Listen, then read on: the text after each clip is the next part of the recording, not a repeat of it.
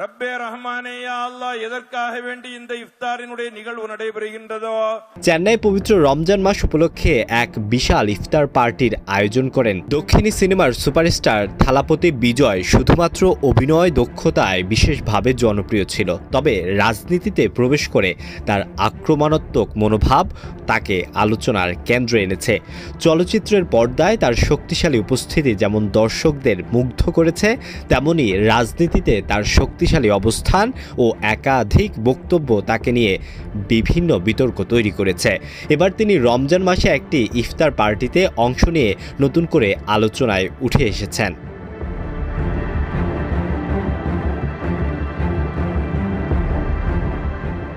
শুক্রবার তার দল তামিলাগা বেট্টি কাজাগাম এর উদ্যোগে আয়োজিত এক অনুষ্ঠানের একটি ভিডিও সামাজিক যোগাযোগ মাধ্যমে ছড়িয়ে পড়ে। ভিডিওতে বিজয়কে চেন্নাইয়ের একটি ইফতার পার্টিতে অংশ নিতে দেখা যায়। এই ভিডিওতে বিজয়কে সাদা কুর্তা এবং মাথায় টুপি পরা অবস্থায় দেখা যায়, এমনকি তিনি নামাজেও অংশ নিয়েছেন। ভিডিওটি সংবাদ সংস্থা ANI তাদের অফিসিয়াল এক্স অ্যাকাউন্টে শেয়ার করেছেন। এতে দেখা যাচ্ছে বিজয় তার দল তামিলাগা বেট্টি কাজাগাম এর সঙ্গে এই ইফতার পার্টির আয়োজন করে এবং এই সময় তাকে রোজাদারদের সঙ্গে বসে প্রার্থনা করতেও দেখা গেছে।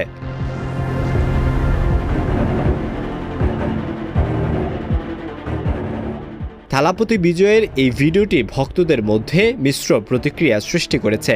অনেকে তার এই সাম্প্রদায়িক সম্প্রীতির প্রয়াসকে প্রশংসা করছে। অনেক ভক্তরা সামাজিক মাধ্যমে তার এই কাজকে সাহসী ও অন্তর্ভুক্তিমূলক উল্লেখ করছেন, কিন্তু একই সঙ্গে কিছু নেটিজেনরা তাকে ট্রোল করতেও ছাড়ছেন না।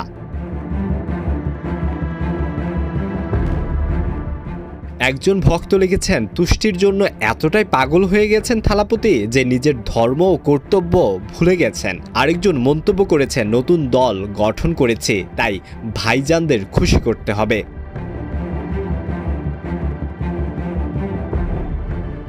বিজয়ের রাজনৈতিক প্রবেশ তামিলনাড়ুতে ঝড় তুলেছে। তার দল তামিলাগা ভেট্টি কাজাগাম গঠনের পর প্রথম সমাবেশে 3 লক্ষ মানুষের উপস্থিতির দাবি করা হয়েছিল।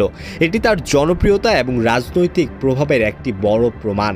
2024 সালের ফেব্রুয়ারিতে দলটি গঠনের ঘোষণা দিয়ে তিনি 2026 সালের তামিলনাড়ু বিধানসভা নির্বাচনে প্রতিদ্বন্দ্বিতার পরিকল্পনা করেছেন।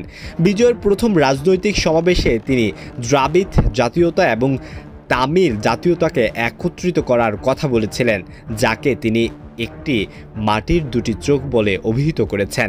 সেই সেকুলার সামাজিক ন্যায় বিচারের আদর্শের উপর ভিত্তি করে দলের লক্ষ্য নির্বাচন করেছেন তিনি।